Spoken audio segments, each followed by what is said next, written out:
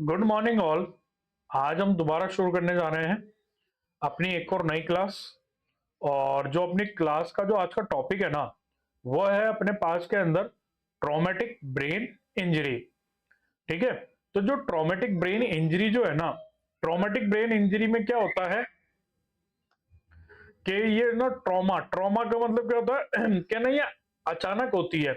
ठीक है। अचानक का मतलब जैसे ना रोड ट्रैफिक एक्सीडेंट हो गया, ठीक है, बाथरूम में गिर गए। जैसे ना आपने ना नाम सुना होगा एक क्रिकेटर का, फिलिप ह्यूज, है ना। उसका क्या हुआ था, जब वो क्रिकेट खेल रहा था तो उसकी बॉल जो थी, क्रिकेट बॉल जो थी, उसके हेड पे लगी और उसके कुछ टाइम बाद में उसकी क्या हो गई थी, डेथ हो गई थी, है ना। तो ये क्या होती है, अनफॉर्चुनेट इंजरी होती है ना। तो उसको अपन क्या बोलते हैं, उसको अपन बोलते हैं ट्रॉमेटिक इंजरी। और अगर वो इंजरी ब्रेन में होती है ना, तो उसको अपन क्या बोलेंगे, ट्रॉमेटिक ब्रेन इंजरी कहेंगे। ठीक है। तो अपन शुरू करते हैं अपना आज का टॉपिक, ट्रॉमेटिक ब्रेन इंजरी। तो सबसे पहले अपन बात करते हैं डेफिनेशन की, कि जो ट्रॉमेटिक ब्रेन इंजरी होता है ना, वो होता क्या है। ठीक है। तो क्या होता है, जब सिर पर किसी बाहरी झटके या फिर बल के कारण मस्तिष्क की सामान्य कार्यप्रणाली में बाधा उत्पन्न होती है, उससे अपन क्या बोलते हैं, ट्रॉमेटिक ब्रेन इंजरी कहते हैं। ठीक है। क्या बोलते हैं, ट्रॉमेटिक ब्रेन इंजरी कहते हैं जब सिर पर किसी भारी झटके या बल के कारण मस्तिष्क की सामान्य कार्यप्रणाली में बाधा उत्पन्न होती है, उसको क्या बोलते हैं, ट्रॉमेटिक ब्रेन इंजरी बोलते हैं। जैसे कि फॉर एग्जांपल क्या होता है, जैसे ना अपन लेते हैं क्या ना, जब है ना ट्रॉमेटिक ब्रेन इंजरी होती है ना, तो उसके अंदर एक मोस्ट कॉमन सिम्टम क्या होता है कि पेशेंट को वॉमिटिंग स्टार्ट हो जाती है। वो बहुत ज्यादा वॉमिट करने लग जाता है ना। ऐसा क्यों होता है, ऐसा इसलिए होता है क्योंकि उसके जो बॉडी के मतलब उसके जो ब्रेन के फंक्शन है ना, वो क्या हो चुके हैं, चेंज हो चुके हैं, है ना। ब्रेन को समझ में नहीं आ रहा है कि अपन को करना क्या है। एक क्या होता है ना, जब हेड पे इंजरी होती है ना, मतलब सर में इंजरी होती है ना, तो जो इंट्राक्रेनियल प्रेशर होता है ना, वो भी इंक्रीज हो जाता है। वह क्यों इंक्रीज होगा, क्योंकि जो सीएसएफ है ना, उसका ओवर प्रोडक्शन होने लग जाएगा। साथ में कई बार क्या होता है, सीजर्स आने लग जाते हैं, मतलब ताड़ आने लग जाती है। तो ये सारे क्या होता है, ट्रॉमेटिक ब्रेन इंजरी को कॉज करवाते हैं, क्योंकि इसके अंदर क्या होता है, जो बाहरी फोर्स था ना, उसने आके हिट करा सर को, और जिसके कारण क्या हुआ, जो ब्रेन की जो वर्किंग एफिशिएंसी थी ना, कार्य प्रणाली थी, वो क्या हो चुकी है, खराब हो चुकी है। ठीक है। अब जो जो ये इंजरी होती है ना, ये हल्की चोट से लेकर गंभीर मस्तिष्क की हो सकती है ना। जैसे क्या होता है, इसको अपन समझना चाहे तो माइल्ड इंजरी, ठीक है, माइल्ड इंजरी भी हो सकती है और सीवियर इंजरी भी हो सकती है। तो दोनों ही केस क्या होता है, हेड का जो होता है ना, दोनों ही केस, चाहे माइल्ड इंजरी हो चाहे सीरियस इंजरी हो, दोनों क्या होती है, डेंजरस होती है पेशेंट के लिए। ठीक है। तो अब अपन बात करते हैं कि जो ट्रॉमेटिक ब्रेन इंजरी होती है ना, वो क्यों होती है, या उसके कॉजेस क्या क्या होते हैं। तो सबसे पहले अपने पास में आता है सड़क दुर्घटना। ठीक है। सड़क दुर्घटना जिसको अपन क्या बोलते हैं, road traffic accident, road traffic accident. ठीक है। और ये क्या होता है, मोस्ट कॉमन कॉज होता है ट्रॉमेटिक ब्रेन इंजरी का। ठीक है। क्या होता है, मोस्ट कॉमन कॉज होता है कि जो सबसे ज्यादा जो ब्रेन में इंजरी होती है ना, वो किसके कारण होती है, रोड ट्रैफिक एक्सीडेंट के कारण होती है ना। इसको समझने के लिए अपन और अच्छे से समझ सकते हैं कि इंडिया के अंदर एक कल्चर होता है, यहां पर लोग हेलमेट अपने सर को बचाने के लिए नहीं लगाते हैं, वो हेलमेट इसलिए लगाते हैं ताकि उनका चालान ना कट सके। ठीक है। तो उनके अंदर ये नहीं है कि ना हेड को इंजरी होगी, उससे मतलब नहीं है, उनको इसलिए हेलमेट लगाना है कि उनका जो गाड़ी है या वो खुद है ना, उसका चालान नहीं हो। ठीक है। इसलिए वो क्या लगाते हैं, हेलमेट लगाते हैं। तो क्या होता है ना, अब क्या होता है फिर प्लस, गाड़ी गाड़ी इतने अच्छे से चलाते हैं, जिसके कारण क्या होता है ना, सामने वाला ही सोचता है कि भैया मेरे को बच के चलना है। तो इस कारण से क्या होता है, आरटीए, रोड ट्रैफिक एक्सीडेंट जो होते हैं ना, उसके कारण सबसे ज्यादा ट्रॉमेटिक ब्रेन इंजरी देखने को मिलती है। इसके बाद में आता है गिरना, फॉल्स। ठीक है। विशेष तौर पर बच्चों और बुजुर्गों में। ठीक है। चिल्ड्रन और जो एल्डर पर्सन होता है ना, उन सब में सबसे ज्यादा देखने को मिलती है fallen head injury. Fallen head injury देखने को मिलती है। ठीक है, क्यों देखने को मिलती है? जैसे बच्चे होते हैं ना, साइकिल चला रहे हैं, है ना, साइकिल से गिर जाते हैं। कई बार क्या होता है ना, वो स्टेयर्स सीढ़ी पे चढ़ते हैं तो उनका पैर फिसल जाता है, वो स्टेयर से नीचे आ जाते हैं। कई बार कुछ बच्चे ना पतंग उड़ाते हैं, तो पतंग उड़ाने के कारण छत पे जाते हैं, उनको ये ध्यान नहीं रहता है कि आगे छत खुली है या फिर दीवार नहीं है, तो कई बार वो छत से नीचे गिर जाते हैं, है ना। तो ये कॉजेज होते हैं किसके? ट्रॉमेटिक ब्रेन इंजरी के चिल्ड्रन में। एल्डर पेशेंट के अंदर क्या होता है, जैसे जो बूढ़े लोग होते हैं ना, मतलब जिनकी एज ज्यादा हो चुकी है, उनके अंदर क्या देखने को मिलता है? एक तो ना उनके जो मसल्स होती है ना वो वीक हो जाती है। ठीक है, दूसरा क्या होता है ना, ओल्ड एज के अंदर काफी सारी डिजीज आती है, जैसे कि पार्किंसन डिजीज आती है, सीजोफ्रेनिया आता है ना। कई बार है ना बैलेंस इश्यू आने लग जाते हैं, तो उनके कारण क्या होता है, उनका बैलेंस नहीं बन पाता है ना। तो अब उनका ढंग से बैलेंस नहीं बनेगा ना, तो क्या होगा, वो गिर सकते हैं, है ना। कई बार क्या होता है, वो ना अनजान जगह पे जाते तो उन्हें ना, जैसे कि कोई छोटी जैसे थली बोलते हैं ना, वो या फिर है ना ऐसा है ना हल्का सा ऊपर नीचे जो एरिया होता है फर्श का, वो नहीं दिखता तो उसे ठोकर खा के गिर जाते हैं। तो ये सारे फॉलन इंजरी के कॉजेज होते हैं एल्डर पर्सन के अंदर।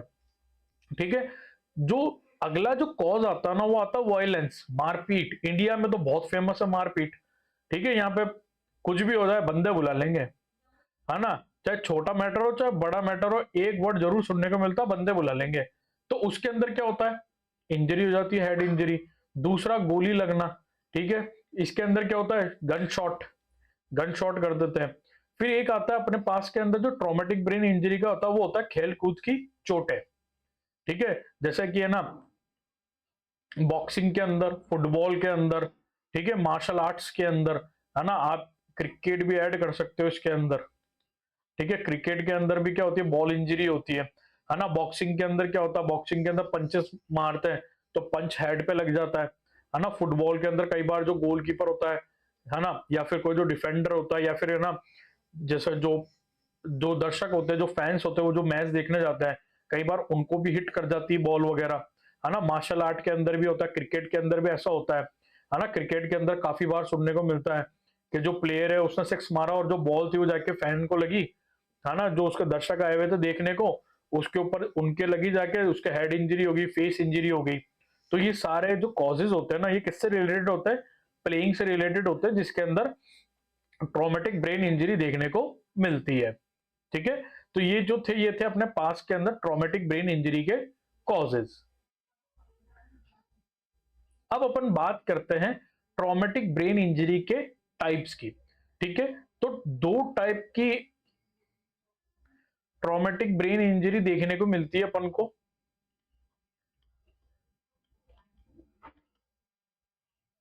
ठीक है, टू टाइप्स के ट्रॉमेटिक ब्रेन इंजरी देखने को मिलती है। पहला आता है अपने पास के अंदर एक्स्ट्रा ड्यूरल हेमोरेज।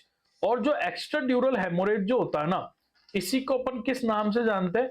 इसी को अपन बोलते हैं epidural haemorrhage.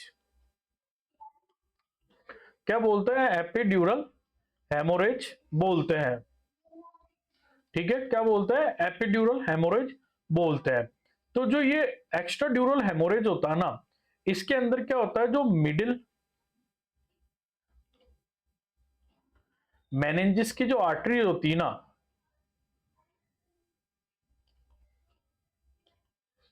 Middle meninges artery, उसके अंदर क्या हो जाती है, इंजरी हो जाती है। ठीक है, कि इंजरी हो जाती है, जिसके कारण क्या होता है, इंट्राक्रेनियल हेमोरेज हो जाता है। जिसके कारण क्या होता है, इंट्राक्रेनियल, ये आर है ना, इंट्राक्रेनियल हेमोरेज हो जाता है। ठीक है, तो इसके अंदर क्या होता है, जो एक्स्ट्रा ड्यूरल हेमोरेज होता है ना, इसके अंदर मेनली जो इंजरी होती है ना, वो मिडिल मेनिंजिस आर्टरी में होती है।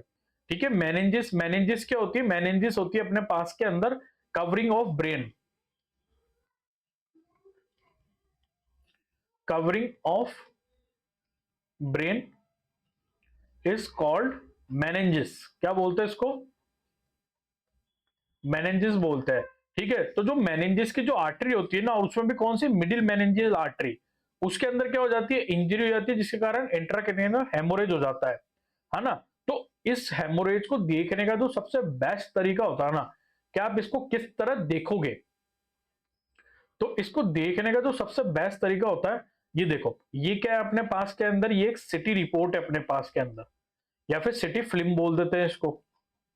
ठीक है, सिटी फिल्म है अपने पास के अंदर, जो किसकी है, एक्स्ट्रा ड्यूरल हेमोरेज की है।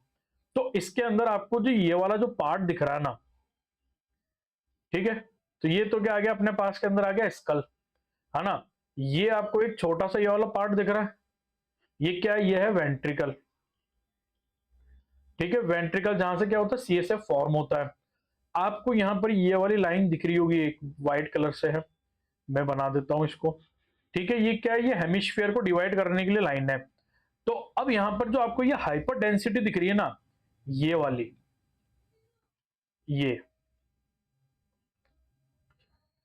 ये किसके कारण होती है, ये होती है अपने एक्स्ट्रा ड्यूरल हेमोरेज के कारण। और जो एक्स्ट्रा ड्यूरल हेमोरेज जो होता है ना, इसके अंदर किस टाइप के हाइपर हाइपर डेंसिटी देखने को मिलेगी, इसके अंदर अपन को डेंसिटी देखने को मिलेगी बाई कॉन्वेक्स हाइपर डेंसिटी देखने को मिलेगी, बाई कॉन्वेक्स हाइपर डेंसिटी देखने को मिलेगी। ठीक है, तो जो ये टाइप था ना, ये कौन सा था अपने पास के अंदर था, ये एक्स्ट्रा ड्यूरल हेमोरेज। अगर अपन बात करें कि जो एक्स्ट्रा ड्यूरल हेमोरेज के जो कॉजेज होते हैं ना, वो कौन से होते हैं, वो आता है सबसे मोस्ट कॉमन, वो आता है अपने पास के अंदर बाइक एक्सीडेंट। ठीक है, बाइक एक्सीडेंट के कारण कौन सी इंजरी होती है, बाइक एक्सीडेंट के कारण अपने जो इंजरी होती है ना, उसको अपन किसके अंदर लिखेंगे, उसको अपन लिखेंगे एपिड्यूरल हेमोरेज या फिर एक्स्ट्रा ड्यूरल हेमोरेज के अंदर। बॉल, क्रिकेट बॉल से जो इंजरी होती है या फिर फुटबॉल से जो इंजरी होती है ना, वो भी एक्स्ट्रा ड्यूरल हेमोरेज या एपिड्यूरल हेमोरेज के अंदर आती है। तो ये था अपने पास के अंदर पहला टाइप। अब अपन बात करते हैं दूसरे टाइप की, जो कि होता है सब ड्यूरल हेमोरेज। ठीक है, सब ड्यूरल हेमोरेज है ना, ये सेकंड टाइप होता है। तो सब ड्यूरल हेमोरेज में क्या होता है, जो ब्लीडिंग होती है ना, वो ब्लीडिंग कहां से होती है, ब्लीडिंग होती है कॉर्टिकल ब्रिजिंग एरिया से, कॉर्टिकल विजिंग वेन से लिख देते हैं अपन, कॉर्टिकल विजिंग वेन से होती है। ठीक है, इसके अंदर क्या होगी, इंजरी होगी। ठीक है, जिसके कारण क्या होगा, इंट्राक्रेनियल हेमोरेज देखने को मिलेगा।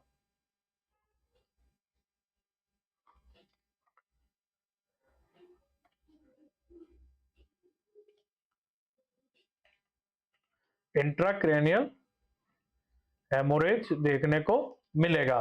ठीक है, तो जैसे अपन ने वहां देखा था ना, यहां पर भी सेम देखो, ये तो आ गई बोन। ठीक है, और ये किसकी फिल्म है, ये किसकी फिल्म है, ये अपने पास में सिटी फिल्म बोल लीजिए, इमेज बोल लीजिए। ठीक है, या फिर ये अपने पास के अंदर इमेज। ठीक है, तो इसके अंदर सेम, ये देखो, ये क्या है, ये है वेंट्रिकल। ठीक है, ये आ गया हेमिस्फीयर की लाइन। ठीक है, ये वेंट्रिकल आ गया, है ना। साथ में अब यहां पर देखना, जो ये वाला जो पार्ट है ना, इसको अपन दूसरे कलर से बता देते हैं इसके अंदर, ताकि कंफ्यूजन ना हो। ये मैं थोड़ा इसका, ठीक है, ये देखो, ये जो मैंने डिवाइड किया ना यहां से, ये वाला पार्ट। ठीक है, इसको एक साइड अपन इस कलर से बता देते हैं, ये। तो जो ये वाला जो पार्ट आया ना, ये वाला, ये क्या है, ये है हेमोरेज। ठीक है, ये क्या है, ये है हेमोरेज। मतलब यहाँ पे क्या फिल हो रखा है, ब्लड फिल हो रखा है। ठीक है, तो जो सब ड्यूरल हेमोरेज होता है ना, इसके अंदर किस टाइप का हाइपर डेंसिटी देखने को मिलेगी, हाइपर डेंसिटी, कौन से टाइप के हाइपर डेंसिटी देखने को मिलती है, यहां पर देखने को मिलती है अपन को कॉनकेवो कॉनकेवो कॉन्वेक्स हाइपर डेंसिटी। ठीक है, कौन सी देखने को मिलेगी, कॉनकेवो कॉन्वेक्स हाइपर डेंसिटी देखने को मिलेगी सब ड्यूरल हेमोरेज के अंदर। ठीक है, साथ में दोनों में आप एक डिफरेंस समझ सकते हो, जो इपिड्यूरल हेमोरेज था या फिर जो एक्स्ट्रा ड्यूरल हेमोरेज था ना, वो ब्रेन के मिडिल वाले पार्ट में हुआ था, बट जो सब ड्यूरल हेमोरेज है ना, वो ब्रेन के आउटर पार्ट के अंदर हुआ है। तो आप इससे भी पता लगा सकते हो कि जो पेशेंट है उसको सब ड्यूरल हेमोरेज हुआ है या फिर एक्स्ट्रा ड्यूरल हेमोरेज हुआ है। अब अपन बात करते हैं कि जो जो ये अपने पास के अंदर जो सब ड्यूरल हेमोरेज होता है ना, इसका कॉजेस क्या होता है? इसका कॉजेस होता है most common fall in bathroom. ठीक है, जैसे ना कुछ लोग है ना, वो क्या करते हैं ना, नहाने के बाद के अंदर जो बाथरूम का जो फर्श होता है ना उसको गीला छोड़ देता है। तो जिसके कारण क्या होता है ना, जो सेकंड पर्सन जो जाएगा ना बात करने के लिए, वो फिसल के गिर जाता है। तो उसको कौन सी टाइप की हेड इंजरी होगी, उसको देखने को मिलेगी, सब ड्यूरल हेमोरेज देखने को मिलेगा। ठीक है, तो ये थे अपने पास के अंदर दो टाइप, जिसको दोनों को मैंने कोशिश करी कि आप बहुत अच्छे से समझा सकूं और आपको समझ में भी आए। ठीक है, अब अपन बात करते हैं sign and symptom of traumatic brain injury की, कि जो ट्रॉमेटिक ब्रेन इंजरी होती है ना, उसके साइन एंड सिम्टम क्या क्या देखने को मिलते हैं। ठीक है, तो सबसे पहला जो साइन एंड सिम्टम अपन को जो देखने को मिलता है ना, वो होता है अपने पास के अंदर सिर दर्द। ठीक है, पेशेंट को क्या होगा, हेडेक होगा बहुत ज्यादा। क्लासिकल सिम्टम है हेड से रिलेटेड जितनी भी डिजीज है उसमें सिर दर्द देखने को मोस्ट ऑफ मिलता ही मिलता है। वॉमिटिंग देखने को मिलेगी। ठीक है, सिनकोप जिसको अपन बोलते हैं चक्कर आना देखने को मिलेगा। पेशेंट को फटीग होगी, बोले तो थकान होगा। ठीक है, सीजर आ सकते हैं उसको। ब्लड विजन देखने को मिलेगा, धुंधली जो उसकी जो आंखें है ना, वो उसके कारण ढंग से देख नहीं पाएगा, उसको धुंधला धुंधला दिखाई देगा। ठीक है, और एक जो ना अपन, जैसा अपन नॉर्मल है भी, अपन को कोई भी डिजीज नहीं है, अपन को भी कई बार ऐसा लगता है कि कान में घंटी बज रही है, उसको बोलते हैं टिंटेनस। तो जो ट्रॉमेटिक ब्रेन इंजरी से रिलेटेड जो पेशेंट है ना, उनको टिंटेनस मतलब कान में घंटियां बजेगी ऐसा ऐसा लगेगा। ठीक है, साथ में आता है स्वाद में बदलाव। मतलब क्या होगा, जो उनका जो टेस्ट होगा ना वो चेंज हो जाएगा। क्यों टेस्ट चेंज होगा? क्योंकि ब्रेन इंजरी है, तो ब्रेन रिकॉग्नाइज नहीं कर पाएगा कि जो टंग है ना उसने क्या टेस्ट बताया है। ठीक है, क्योंकि जो टेस्ट रिसेप्टर से जो टेस्ट बर्ड्स होते हैं ना, वो टंग के ऊपर होते हैं। फिर टंग जो होता है वो है ना आगे सप्लाई करता है ब्रेन को, फिर ब्रेन उसको रिकॉग्नाइज करके बताता है कि जो स्वीट है, ठीक है, बीटर है या फिर सॉल्टी है, तो वो ब्रेन उसको ढंग से रिकॉग्नाइज नहीं करवाएगा। फिर आता है याददाश्त कम होना। तो क्या होगा, पेशेंट की जो मेमोरी है ना वो लॉस हो जाएगी, हो सकता है उसको एमनेशिया हो जाए। एमनेशिया का मतलब तो मेमोरी लॉस। ठीक है, एमनेशिया जो होता है ना, ये भी टू टाइप्स का होता है। ठीक है, एक होता है रेट्रोग्रेड एमनेशिया, एक होता है anterograde amnesia.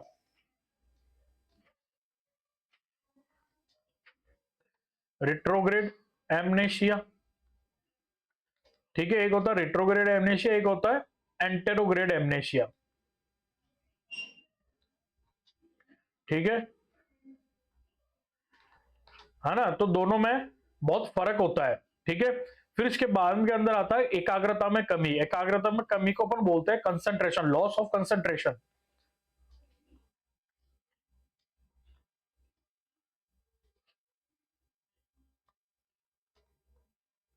Loss of concentration, जो पेशेंट है ना वो कंसंट्रेट नहीं कर पाएगा एक चीज के ऊपर।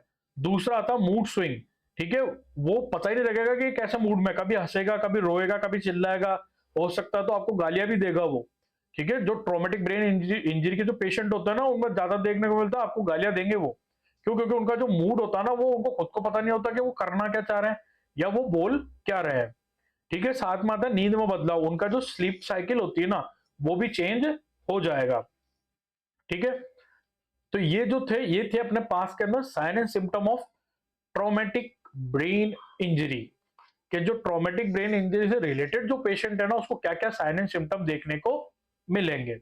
ठीक है, अब अपन बात करते हैं डायग्नोसिस, कि आप डायग्नोसिस किस तरह करोगे कि जो पेशेंट है उसको हुआ क्या है।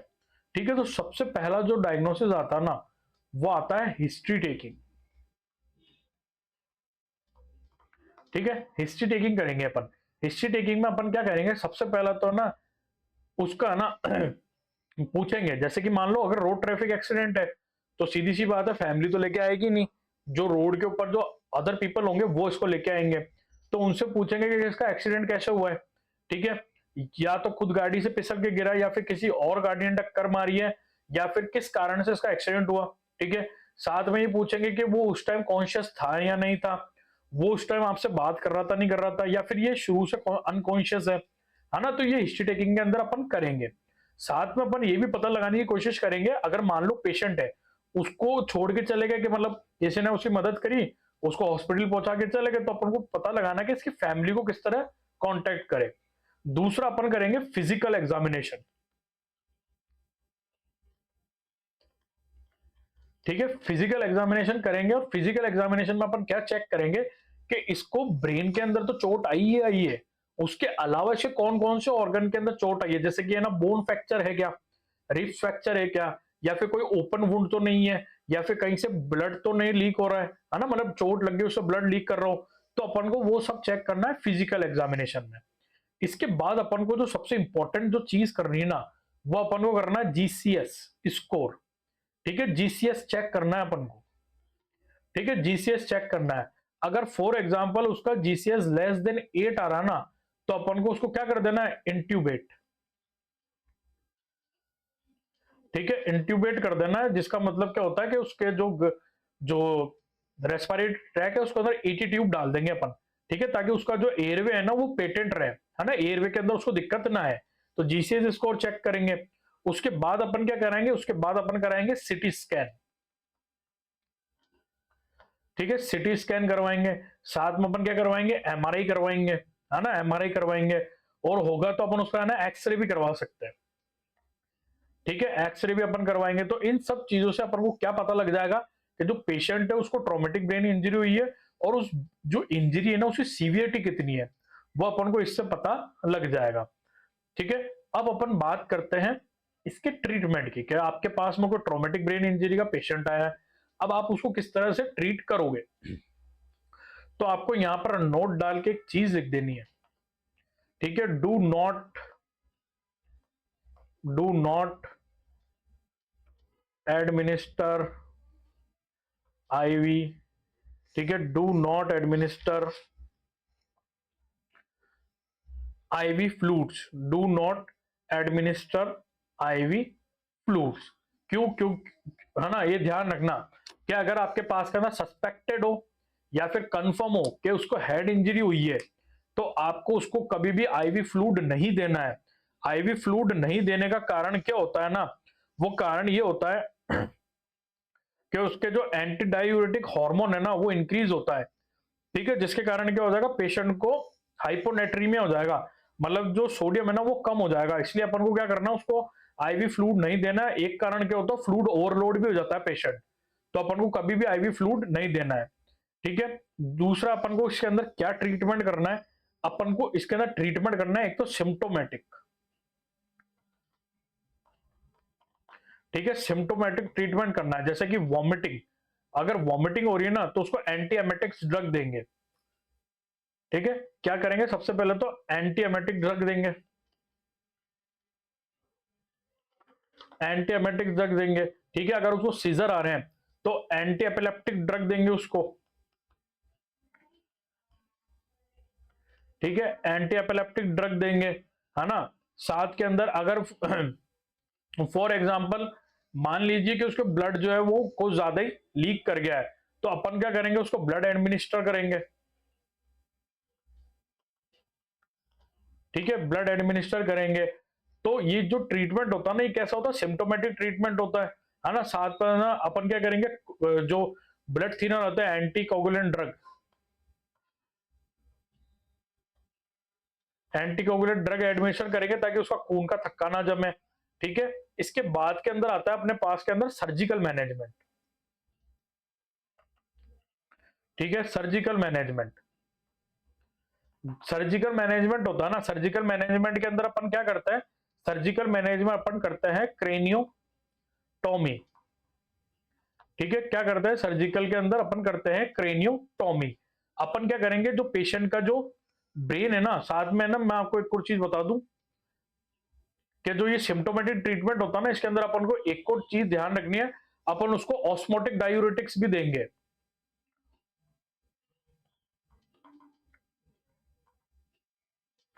ठीक है, ऑस्मोटिक डायूरेटिक्स देंगे, और ऑस्मोटिक डायूरेटिक्स क्यों देंगे, टू डिक्रीज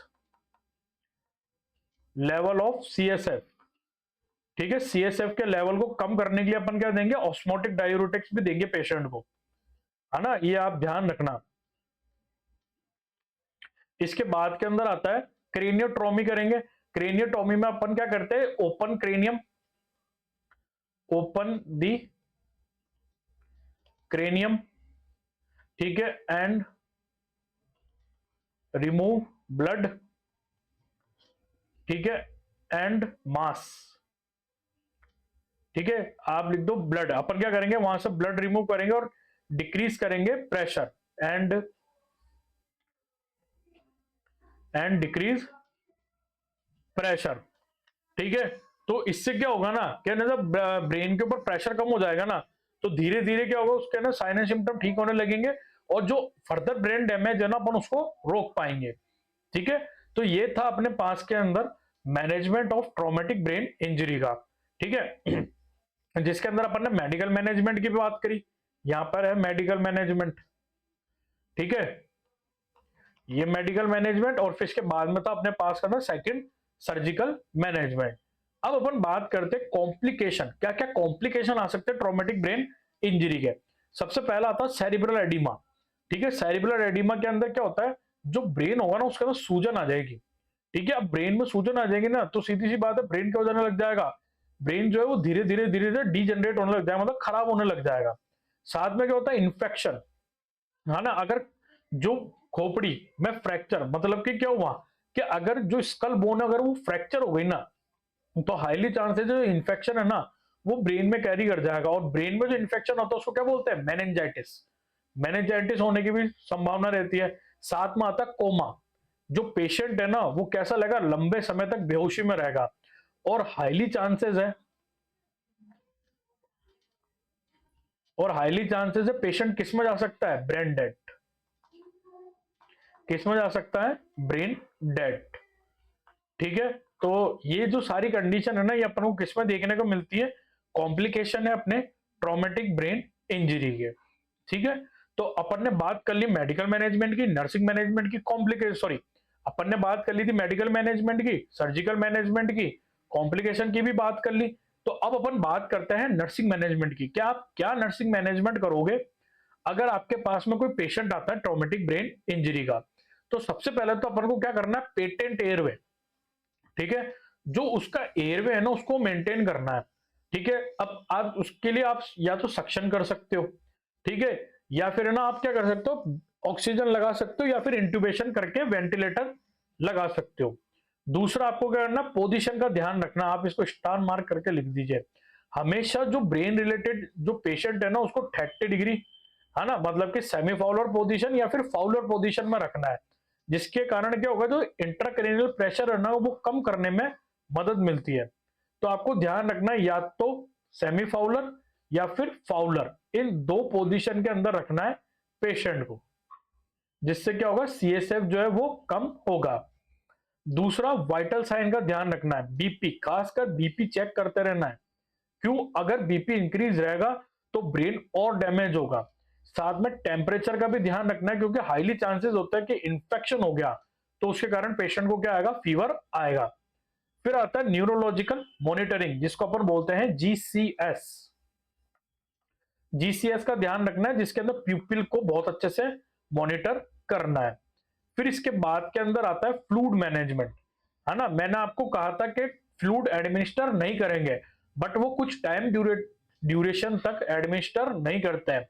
उसके बाद में अपन क्या कर सकते हैं, आईवी फ्लूइड दे सकते हैं, ठीक है। साथ में सेफ्टी, सेफ्टी बहुत इंपॉर्टेंट कंसर्न है, क्योंकि जो ट्रॉमेटिक ब्रेन इंजरी के पेशेंट होते हैं ना उनको ध्यान नहीं रहता है, वो अनकॉन्शियस हो सकते हैं, सेमी कॉन्शियस, ठीक है, या फिर है ना वो पूरे अनकॉन्शियस में रहेंगे, तो जिसके कारण क्या होता है ना, वो गिर सकते हैं बेड से। तो उससे बचाने के लिए अपन को साइड रेल्स को हमेशा ऊपर करके रखना है, ताकि जो पेशेंट है उसको और फर्दर इंजरी ना हो। तो अपन एक बार वापस समरी ले लेते कि अपन ने इस वीडियो में क्या क्या पढ़ा, ठीक है। सबसे पहले अपन ने बात करी थी इंट्रोडक्शन की, कि जो ट्रॉमेटिक ब्रेन इंजरी होती है ना, कि जो ट्रॉमेटिक ब्रेन इंजरी होती है ना वो क्या होती है, उसके अंदर अपन ने बात करी थी कि जो अचानक ब्रेन के ऊपर होने वाली इंजरी क्या कहलाती है, ट्रॉमेटिक ब्रेन इंजरी कहलाती है। उसके बाद में अपन ने बात करे थे कॉजेस, ठीक है। कॉजेज में अपन ने देखा था फॉलन इंजरी गिरने से हुई थी, ठीक है, प्लेइंग खेलने कूदने से चोट लगी थी, ओल्डर एज में हुई थी, चिल्ड्रन में हुई थी। तो वो अपन ने कब किस में देखा था, कॉजेज में। इसके बाद अपन ने बात करे थे टाइप्स की, ठीक है। अपन ने दो टाइप की बात करी थी, पहला एक्स्ट्रा ड्यूरल हेमोरेज, एक्स्ट्रा ड्यूरल हेमोरेज, ठीक है, जिसके अंदर कैसी इंजरी हुई थी, मिडिल मैनेजियल आर्टरी में इंजरी हुई थी। फिर इसके बाद अपन ने पढ़ा था सब ड्यूरल हेमोरेज, सब ड्यूरल हेमोरेज पढ़ा था, जिसके अंदर क्या हुआ था, आउटर साइड ऑफ ब्रेन में इंजरी हुई थी, ठीक है। फिर उसके बाद अपन ने देखे थे कि किस तरह की सिटी के अंदर फ्लेम आती है और किस तरह अपन उनको आइडेंटिफाई कर सकते हैं। इसके बाद अपन ने बात करी थी साइन एंड सिम्टम्स की, जिसके अंदर अपन ने देखा था हेडक, नोजिया, है ना, ब्लड विजन देखा था, लॉस ऑफ कंसंट्रेशन देखा था। ये सब अपन ने पढ़े थे साइन एंड सिम्टम में। उसके बाद अपन ने बात करी थी डायग्नोसिस की, जिसके अंदर अपन ने city, MRI, history checking, physical examination की बात करी थी। फिर उसके बाद अपन ने पढ़ा था मैनेजमेंट, ठीक है। उसके बाद मैनेजमेंट पढ़ा था, जिसके अंदर अपन ने बात करी थी कि सिम्टोमेटिक ट्रीटमेंट करेंगे, ऑस्मोटिक डायूरेटिक देंगे ताकि सीएसएफ कम हो सके, है ना, एंटीएमेटिक ड्रग्स दी थी। उसके बाद में अपन ने सर्जिकल मैनेजमेंट पढ़ा था, जिसमें क्रेनियोटोमी के बारे में पढ़ा था। फिर उसके बाद अपन ने पढ़े थे कॉम्प्लिकेशन, ठीक है, कॉम्प्लिकेशन की बात करी थी। और फिर लास्ट में अपन ने बात करी थी नर्सिंग मैनेजमेंट की, ठीक है, जिसके अंदर अपन ने बताया था कि जो पेशेंट है ना, उसके एयरवे का ध्यान रखना है कि एयरवे के कारण पेशेंट जो है उसको सफर ना करना पड़े, फॉलन इंजरी को बचाना है, सेमी फॉलोर पोजीशन में रखना है, फॉलोर पोजीशन में रखना है, ठीक है। तो ये जो सारी चीजें थी ना, ये अपन ने पढ़ी थी नर्सिंग मैनेजमेंट के अंदर। आई होप आपको ये क्लास अच्छी लगी होगी।